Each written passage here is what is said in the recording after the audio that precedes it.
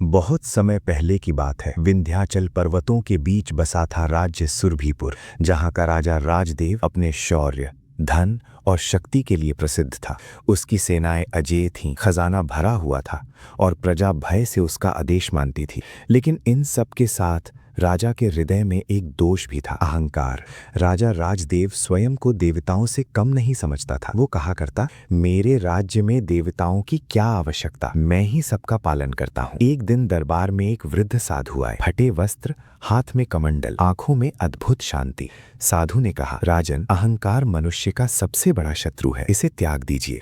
राजा हंस पड़ा, साधु, मेरे पास सब कुछ है, बल, धन और बुद्धि, अहंकार भी मेरा अधिकार है। साधु ने शांत स्वर में कहा, यदि ऐसा है तो एक रात के लिए अपना सिंहासन छोड़ दीजिए, देखिए आप क्या हैं बिना अपने वैभव के। दरबार में सन्नाटा छा गया। राजा को ये चुनौती चुभ गई। उसने क्रोध में कहा, ठीक है, मैं एक रात साधारण मनुष्य बनकर रहूंगा, फिर देखना मैं वही राजा रहूंगा। उस रात राजा ने साधारण वस्त्र पहने और नगर में निकल पड़ा, लेकिन किसी ने उसे नहीं पहचाना।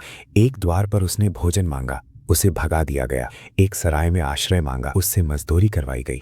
एक स्थान पर तो चोर समझकर उसे बांध दिया गया। राजा का मन टूटने लगा। वो सोचने लगा, क्या यही मेरी पहचान है यदि मैं राजा नहीं हूं? रात के अंतिम पहर वो थक कर एक मंदिर के द्वार पर बैठ गया और पहली बार उसकी आंखों से आंसू बह निकले। उसी समय वही वृद्ध साधु प्रकट हुए। उन्होंने कहा, राजन, अब बताइए आप कौन है? राजा सिर झुकाकर बोला, मैं कुछ भी नहीं हूँ, केवल एक साधारण मनुष्य। तभी साधु का रूप बदल गया। वो कोई साधारण साधु नहीं थे, वो स्वयं धर्मदेव थे। धर्मदेव बोले, राजदेव, आज तुम्हारा अहंकार समाप्त हुआ। याद रखो, राजा वही होता है जो स्वयं को सबसे पहले मनुष्य समझे। नैतिक शिक्षा, अहंकार शक्ति नहीं, अंधकार है। जो स्वयं को सबसे बड़ा समझता है वो भीतर से सबसे छोटा हो जाता है। सच्ची महानता विनम्रता में है। ये कहानी आपको कैसी लगी? अगर कहानी दिल तक पहुंची हो तो अपना प्यार जरूर दिखाइए।